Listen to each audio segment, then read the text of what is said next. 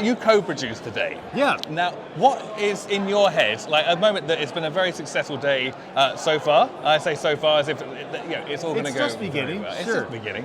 But what in your eyes is a good outcome for today? What is Right. the best outcome for you from today? I think the indicator of success for the very first NFT.London event is the number of community events that are happening. So we will, in many ways, kind of judge ourselves on the health of our community based on what people do in a decentralized fashion around our event. So if we're an anchor, and all these community events are like kites that are kind of attached to us as an anchor, it allows them to thrive, right? They can have a little meetup, they can have a massive party, but because we're here, they all do it. So I think that's a massive indicator of success. We have 100 community events this week, dozens just today alone. To me, that means that the community, the Web3 NFT community is winning. As far as this event, of course, this is a centralized event. This is a business, right? So you have 1,000 speakers almost, doing panels and talks and fireside chats. We have all these vendors. We have 6 different floors of extravaganza going on. I think an indicator for us are the speakers happy. Yeah. Do they feel like they're being well taken care of? Do they feel like we've made the stage for them and set out a banqueting table for them to enjoy? Are the vendors and the sponsors happy? Do they feel like we've celebrated them and brought light on what they're doing and shown, honored what they have going on? And of course the attendees, right? When people come, we want them to experience, but I feel like every attendee that comes may have a different thing that they want, right? They might be an investor looking for somebody to invest in, or they might be a startup looking for investment capital. They might be an artist looking for a project to do art for. So people come for different reasons. When they're here, it's kind of up to them to get the most out of it they can. And so we're doing the best we can to set that as a great possibility, but I think we're really focused on the community events, the speakers, and the sponsors, and doing all we can for those things to thrive.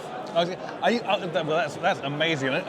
Now you picked Westminster to have this event. What made you choose Westminster out of the possible locations you could have?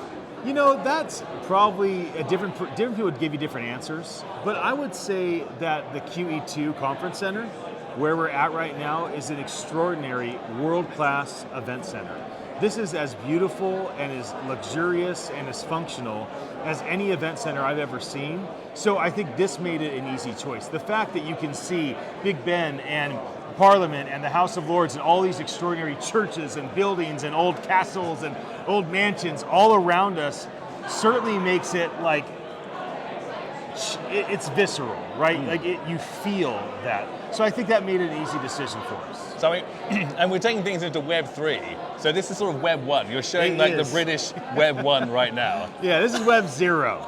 Right? Web 0. Right. Of course, yeah. This stuff was built when God carved stone for, the Ten Commandments. I mean, this is old here. We've got to be honest, God is one of the best people that work Blender. Like, he has been doing so well, right? One of the OGs.